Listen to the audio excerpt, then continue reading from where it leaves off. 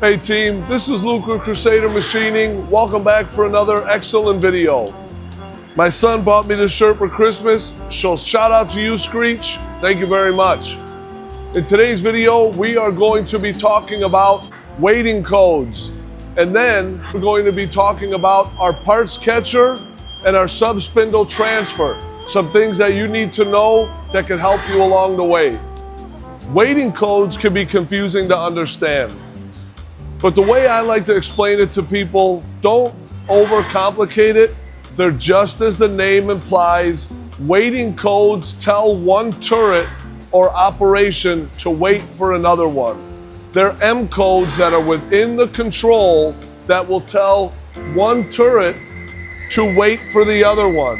The reason we have weighting codes is because we don't want to have interference. If I'm drilling down here from the lower to the main and I'm boring from the upper to the main, I can't bore until I have that hole made with the drill.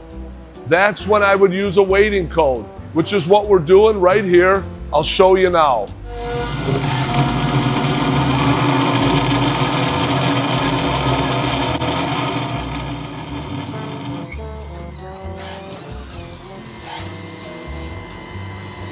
Weighting codes that we use on our FANUC machines are what we call the M900s.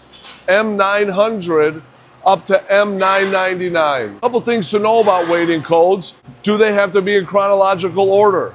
No, they don't. You can have at the beginning of your program M950 and at the end of your program M900.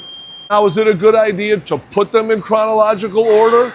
I would say yes. I would strongly advise, if you're writing a program, start at your M900s and work down from there. Second thing to know, if you put a weighting code on the top turret, say M900, to wait for an operation to finish on the bottom, you have to have an M900 on the bottom to tell it proceed to that next operation. Or it's going to wait at the M900 weighting code until it sees something, and if you don't have one, it's going to wait perpetually and not move.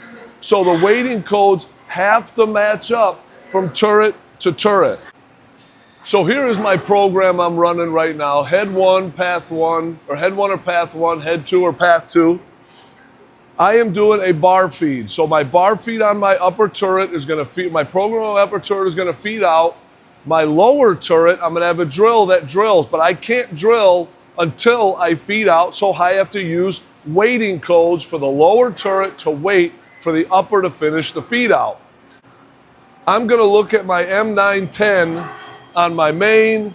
I'm going to find my M910 on the upper, M910 on the lower. I've got a couple more above them, but those are prep functions for bar changes and stuff like that. We're not worried about that for right now. So we're going to run the program. M910 is going to wait until it sees this M910, then they're going to proceed. Now let's see the next weighting code after that is M920. So the lower is going to wait till I see the M920 here. That's after I call up my stop, engage my bar feed, feed out. Now this was waiting until it sees this. Now once it sees it, they're both going to run. My upper's going to go home. My lower is going to call up my drill, but then it's also now going to wait again, M951, until it calls up my turn here, and then this is an M951, and then they're both going to proceed. That is how we drill and turn at the same time. The lower was waiting for the main to feed out, and then they were both waiting for both tools to be called up. When they see the M951, they work together. Let's check out that program running. And we're not going to run this whole program through. We're just going to watch for those weighting codes. Bar feed goes. Now the lower is waiting. Now they both index around. Now they go together. That's that M951.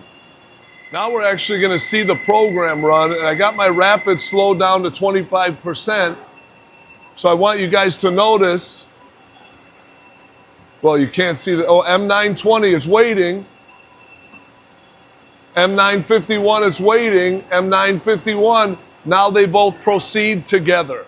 So weighting codes themselves aren't complicated.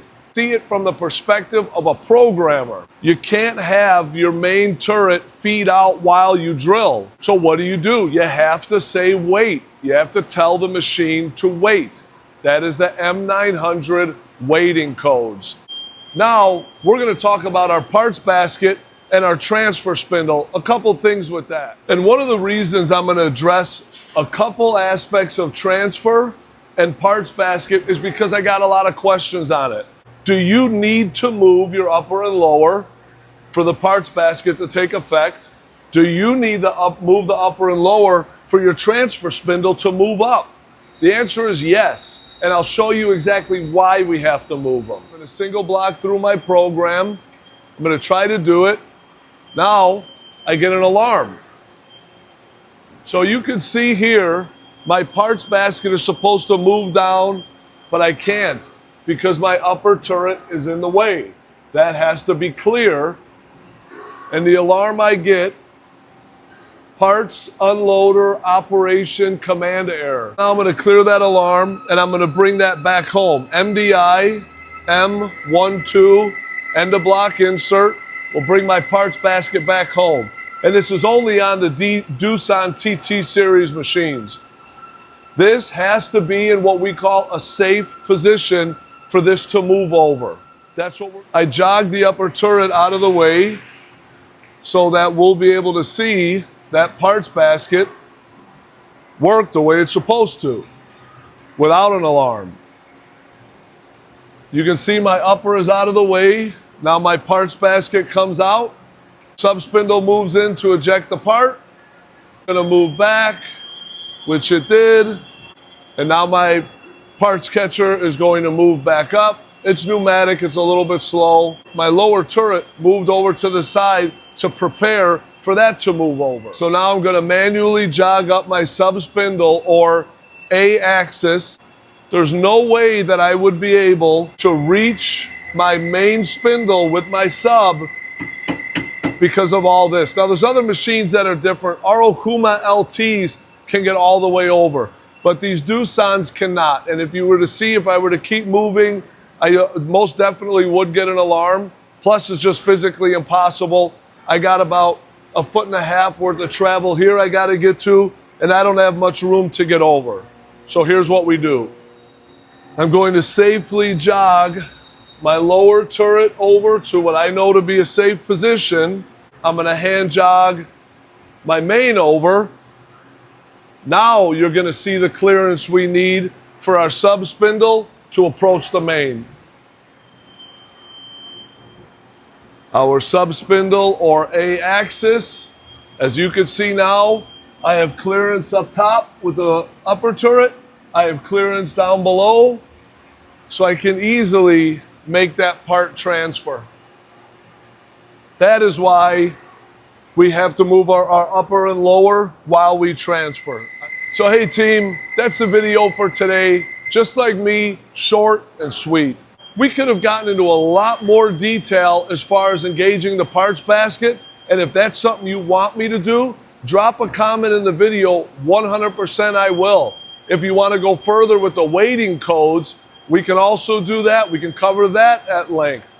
Same with the bar feed, feed out, different cycles that we use in here. You let me know if you want me to cover it. Drop a comment below. We'll get that conversation going. Once again, this is Luca Crusader Machining. Travis, thank you for the shirt. Drop a comment, sub, like the video, share it with someone you think that can get value from it. We'll see you next time.